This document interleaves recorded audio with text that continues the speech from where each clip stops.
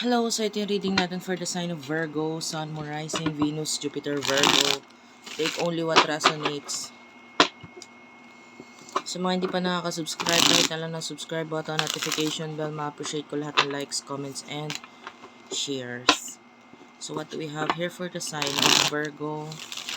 Sun, Moon, Rising, Venus, Jupiter, Virgo. For the sign of Virgo.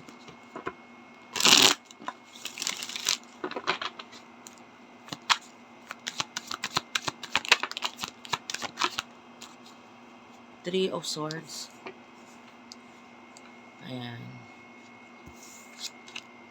Four of Wands. And the Knight of Cups.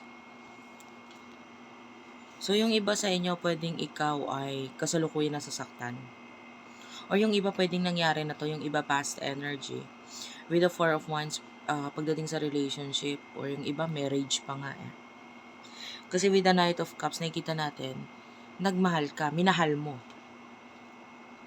Pero nasasaktan ka kasi pwedeng kahit minahal mo yung tao, nagawa pa rin niyang magloko. Yung iba sa inyo, pwedeng nagkaroon na ng mga, papakita sa atin yung Ten of Swords. So, pwedeng nagkaroon na ng ending or papunta pa lang doon sa ending, separation, yung relationship na to. The Hierophant, you could be dealing with your karmic relationship, ang energy. Minahal mo yung tao eh. Ayan o, nagpapakita talaga sa atin yung Ten of Swords. So, yung person na kakonect mo, sino to?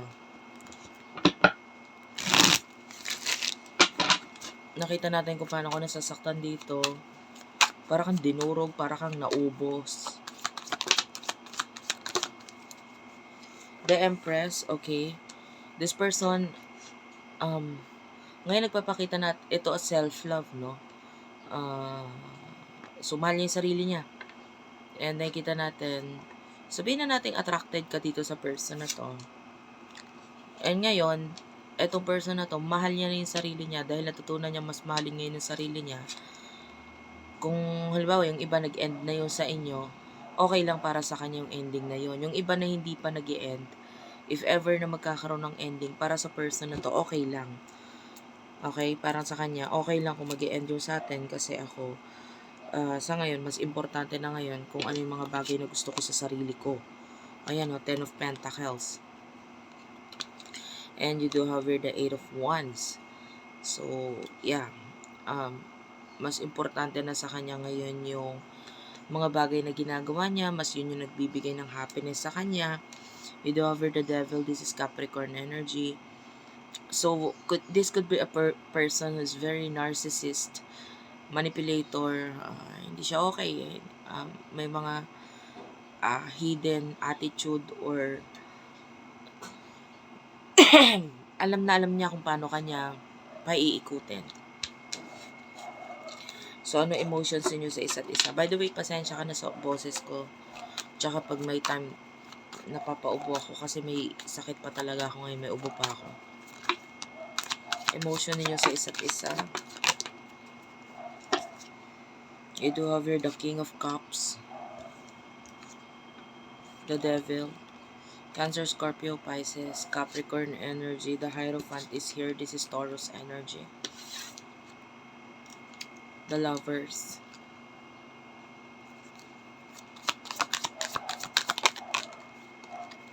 The Sun, at saka the King of Wands.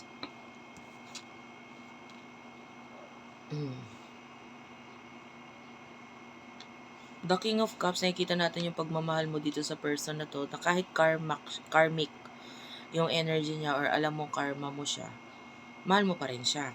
Yung person na to with the Lovers and the King of Wands and the Sun, sa ngayon masaya siya sa relationship. Tell me about this. What's with the Lovers? The Page of Pentacles. Okay, ganito yan ha. Kung may relasyon pa kayo, this person is okay naman siya sa relationship niyo because of the child or the children na involved sa connection na to. Yung iba sa inyo, kung wala na kayo, tapos na yun sa inyo, I feel like this person is already happy doon sa new relationship na meron siya ngayon, especially kung mas bata sa yun, or you know, it's this person is feeling happy, or uh, inspired siya, no? Especially bagong energy na kukuha natin dito, so bagong relationship. Nandun pa yung parang honeymoon stage eh. Nagsisimula relationship. Of course, masaya yun. Yeah, so yun yung nafe-feel natin. So in the near future, what is going to happen to you? You do have here the 5 of Pentacles, 4 of Pentacles, the Emperor, Knight of Pentacles is here,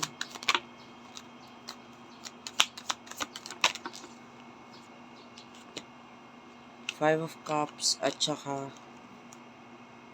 6 of Pentacles, the Hermit. Bottom of the deck is the Magician.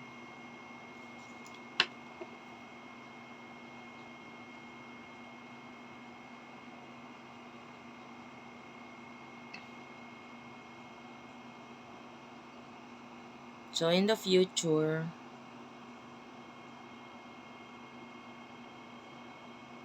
yung isa pwede yung iba sa inyo, no, pwede magkaroon ng mga financial difficulties, lalo na kung yung person na ito yung nakakatulong sa iyo pagdating sa usaping financial. So pwedeng magkaroon ng mga problema dito sa financial, kasi nga pwedeng wala na siya or walang tulong mula sa kanya. So nandun yung pwedeng magkaroon ka ng problema financially.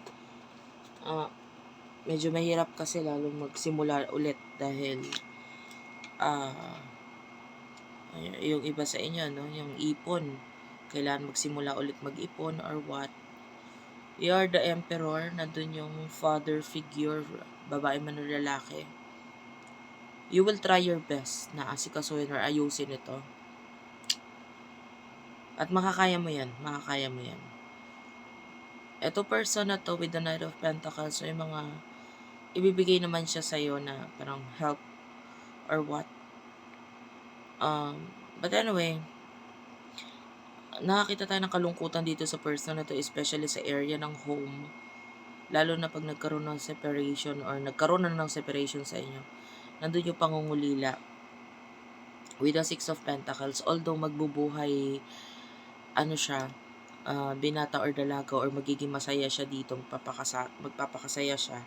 Pero nandun yung longingness or paghahangad or paghahanap pa rin niya sa minsan na naibigay mo sa kanya. Okay. But anyway, pataasan pa rin ang ego, yun ang kukuha natin. So yeah, that's it for now. Thank you for watching. I love you all, and bye-bye.